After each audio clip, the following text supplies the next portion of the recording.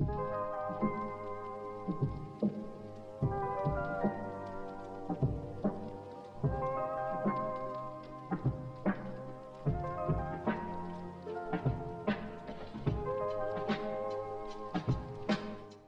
don't usually do food trends. I usually just kind of cook chicken and call it a night.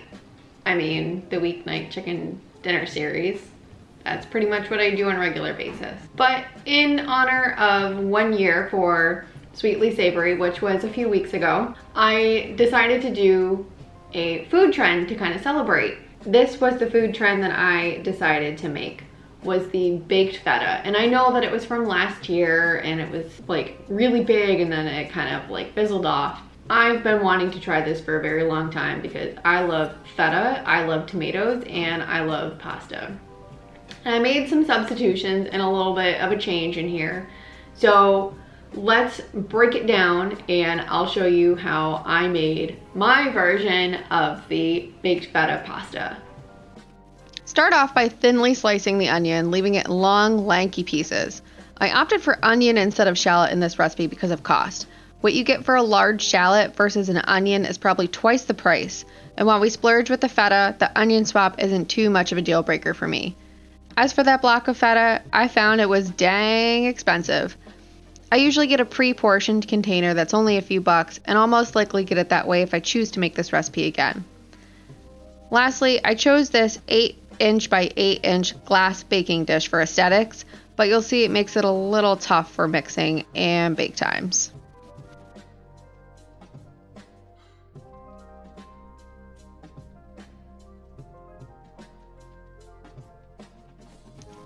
Finish adding all the seasonings, and it's pretty enough to eat.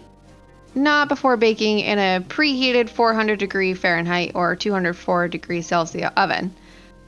Bake time is going to vary from this video to what you cook since everything was crammed into my baking dish. Let's move on to the pasta for now. I tried a new method for cooking my pasta by only using the amount of water to cover the pasta and weighing everything out. I learned this method from Ethan Chablowski, whose incredibly in-depth video I highly recommend, and I'll link it below. The gist is to shorten the cooking time for the same al dente result. I won't get into the specifics of it as my results did not come out as expected, but here are a few takeaways from this first time trial. Don't worry about weighing the pasta and water for exact ratios. I understand that cooking and baking do heavily rely on exacts and have experienced these results, but as a home cook who doesn't have the luxury of time, I tend to stick to tried and true methods. My prediction would be if you have enough water to cover the pasta rather than weighing it out, you might get the same results. I say this because I follow the steps of using a shallow pan and checking the temperature for cook times, which brings me to point number 2. Alternate pastas like gluten-free or chickpea cook differently. I cook chickpea pasta over regular pasta for overall health benefits. Everything is fine in moderation, but I found for my diet the best change I could make to still enjoy pasta was to swap in chickpeas. As you can see, the water gets far starchier than if it were prepared normally with a big pot of boiling water for 7 to 8 minutes. And for this application, I would at least try for the first time, or the second time in my case, with regular pasta. That being said, try this method a few times before disregarding it. Science wasn't figured out in one day. Food science is the same way, in my opinion. I'm learning new methods like this one all the time. I might tweak it by not using the cast iron skillet next time, or just running the water over the pasta to cover instead of taking out the food scale. But I hope this part illustrates a new approach for you to try out cooking pasta. Since the goal of the pasta was to cook it in about half the time, it's going to be a while for the feta and tomatoes to be done. Originally, this recipe was supposed to bake for 40 to 45 minutes, although this is a jam-packed dish. And I took it out to check and stir since it didn't look like much was happening. Back in the oven it went for another 15 minutes.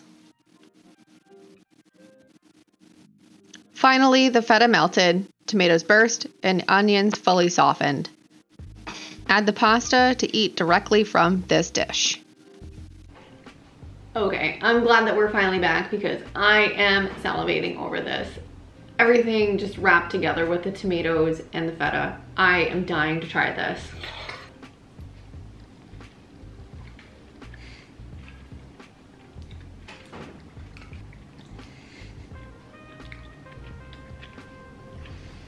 My question to my past self is, why didn't I make this sooner? Because this is so delicious. I don't know why I waited.